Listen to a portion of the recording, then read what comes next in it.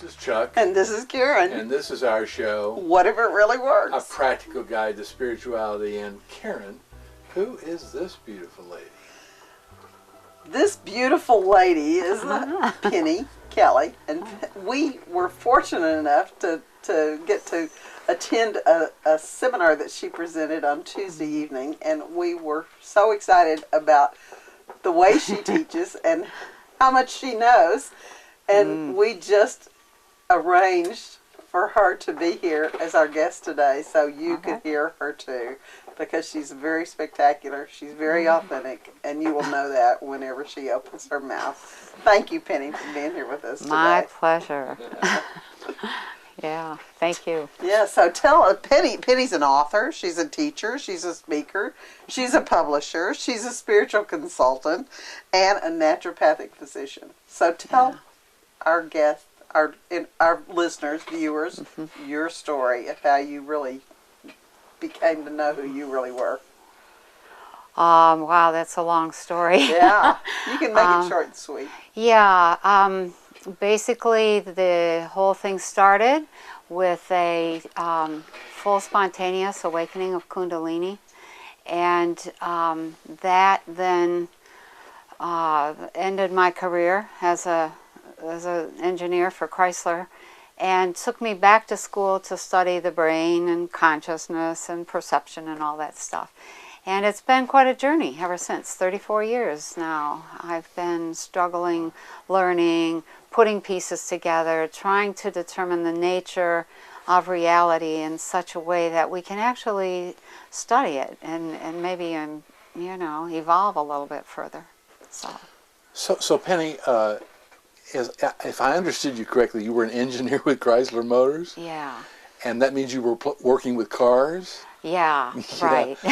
Most times we don't think of engineers who are working with cars as being far out spiritual experiences. So what is Kundalini and what happened to you? Well, Kundalini is a transformative experience, and it is a total shift in the energy configuration of an individual's energy body.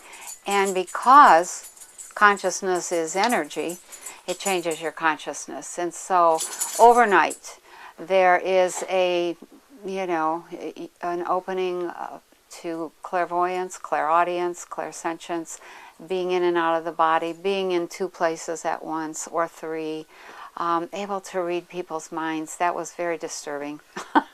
Able to see the future, or just have precognitive moments.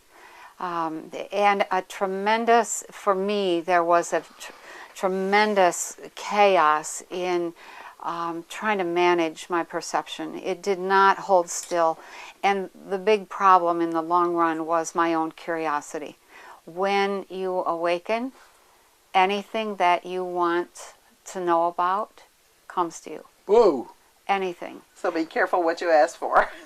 That is an understatement. And I had this wild, roving curiosity, and I didn't know that until this event happened, until a long time after, and I was realizing I'm the source of the problem, because the consciousness was zigzagging all over simply because I was curious about everything. And so everything I asked, there would be a vision or a voice, or suddenly that information would be there, and I would be totally distracted by that. I'd be curious. I had a few bosses that were, we'll say, difficult, and so I remember standing in the plant one day and thinking, where did this idiot come from? And immediately upon asking that, the man in front of me in the beautiful blue suit disappeared, and a little old wizened Chinese man was standing there.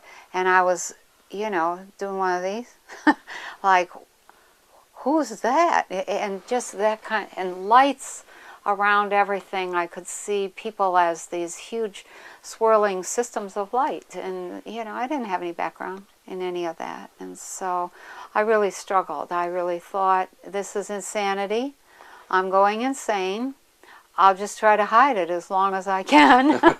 So And then somewhere along the line, I got the idea that, maybe I could use my science background to observe and, see if I could tell what triggered that or what brought this or that on.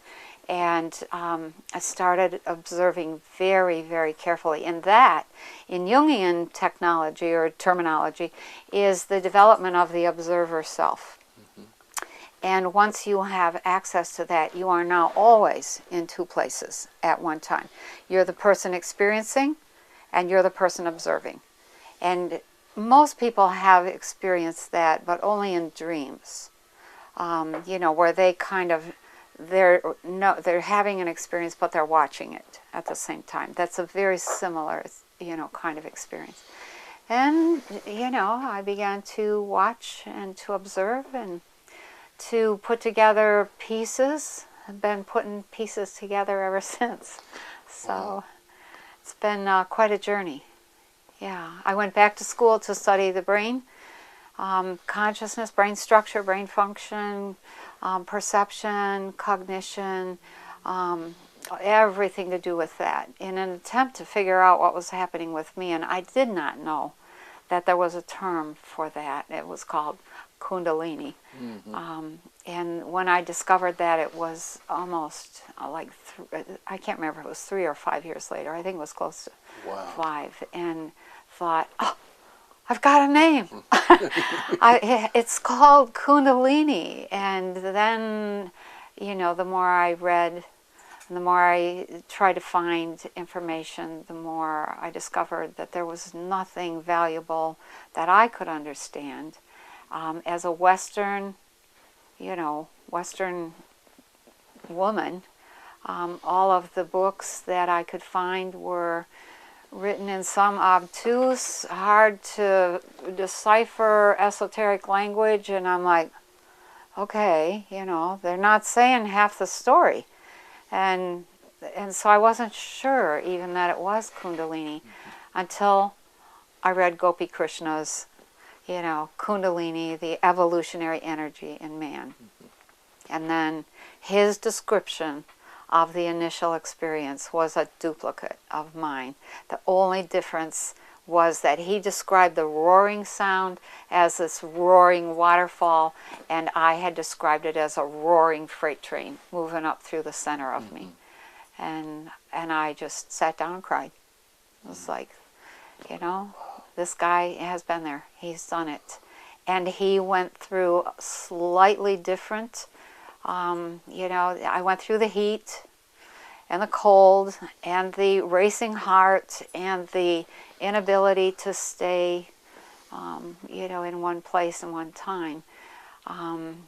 But he didn't mention some of the, the psychic phenomena that that accompanied the whole thing right from the start for me. So you were very lucky to find Gopi Krishna. Yeah. And here's what happened to him.